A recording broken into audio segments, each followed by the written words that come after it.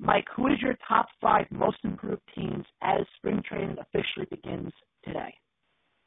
All right. Well, we're going to start with number 5 for me. And number 5, there's a couple different ways. I mean, as much as I just kind of, put down the Cubs tremendously, I could have put them on there because they did add Jason Hayward and Ben Zobrist, who was 2 of the bigger free agents in this year's class. I didn't put them on the list. I could have put the Mets on the list because they did bring back Yoenis Cespedes. They added to the bullpen with Antonio Bastardo. They improved their defense at the middle of the infield, bringing in Neil Walker instead of Dan Murphy and adding Asdrubal Cabrera. And making Wilmer Flores and Ruben Tejada nice little bench pieces to have. But I went in a little different direction with the 5th team on my list as opposed to the other 4 teams. I actually put the Atlanta Braves at number 5. Now, they didn't improve in any way that you're going to see this coming season because they're still in the rebuilding process, but they improved their organization as a whole, trading in Andrelton Simmons, the shortstop, to the Los Angeles Angels of Anaheim and getting Sean Newcomb, one of the top 20 prospects in the game, left-handed pitcher. This is a guy who could be their number 3 starter in 2017 or 2018. And then they traded Shelby Miller, who they just got last season, who had a very good season on a bad team last year. And they flipped him to the Arizona Diamondbacks, and they brought in Dansby Swanson, who was the first overall draft pick in last year's draft. He could be up as soon as next season. They added Ender Alcantara, the outfielder, who had a great season last year for Arizona, and they added another pitching prospect in Aaron Blair.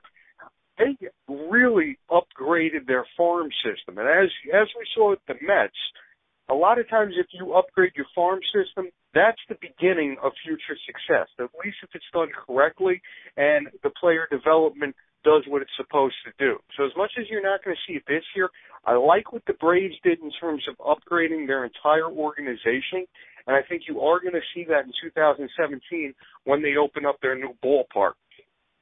Now, in terms of who improved the Major League club, number 4, I got to put the Detroit Tigers here. They finished in dead last in the AL Central last year. Of course, they were expected to win the division, and by the time the trading deadline came around, they were in rebuild mode. They traded away David Price. They traded Yoenis Cespedes. This offseason, they wound up adding Jordan Zimmerman on the big contract. They brought in Justin Upton on the big contract. They brought in Francisco Rodriguez to close. They added Cameron Maybin, who's going to wind up platooning with Anthony Goss at center field. And they added a couple more pieces around the diamond. I think you're going to look for them to really try to bounce back and compete in that AL Central. And, of course, with Miguel Cabrera healthy again, they still have a very imposing lineup. Number 3 is the San Francisco Giants. They were hurt last season by an aging rotation. Matt Cain was terrible when he came back off his injury. Jake Peavy is another year older. Tim Hudson retired after last season. What did they do? They upgraded the pitching staff, bringing Johnny Cueto and Jeff Samardzija, 2 guys who both struggled in the American League last season, but have always had success in the National League. Now, not only are they coming back to the National League, you're putting them in one of the best pitchers' ballparks in the league. So I think they drastically improved their rotation. They did bring in Daynard Span to play center field, who's going to help that lineup tremendously. And the biggest improvement with them is they're going to be healthy in that young infield with Brandon Belt at first base, Joe Panik, the all-star second baseman who missed a lot of last season with an injury. You got Brandon Crawford, who's really developed with his bat. And you got Matt Duffy, who's turning into one of the better third basemen in the National League right now. So I like what they're doing. Number 2, I put the Arizona Diamondbacks. They made the big move, grabbing Zach Greinke. They gave up a lot to get Shelby Miller, but now that their top 3 starting pitchers are Greinke, the returning Patrick Corbin, who was an all-star before his Tommy John surgery, had a very good second half when he did come back. He put Shelby Miller behind that. As long as that lineup does what it was capable of doing last season, they're going to compete for that National League Western Division this year. So I put them at number 2. And number 1, probably a little bit of surprise, I put the Boston Red Sox at number 1. The pitching was their big Achilles heel last season.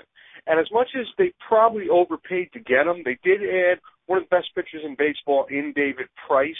And they made the big trade, giving up substantial prospects, but not prospects that would really hurt them because they have a very deep farm system, to grab Craig Kimbrell, arguably one of the best closers in baseball from San Diego.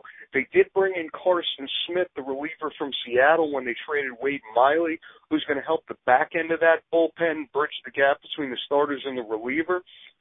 And you're getting another year out of rookies Eduardo Rodriguez and Henry Owens. If a guy like Rick Porcello can bounce back even slightly from last season, and Pablo Sandoval and Hanley Ramirez can get back on track, of course they were disasters last year, I think you're going to look at Boston to compete with the Toronto Blue Jays for the top of the division. So that's my 5 most improved teams.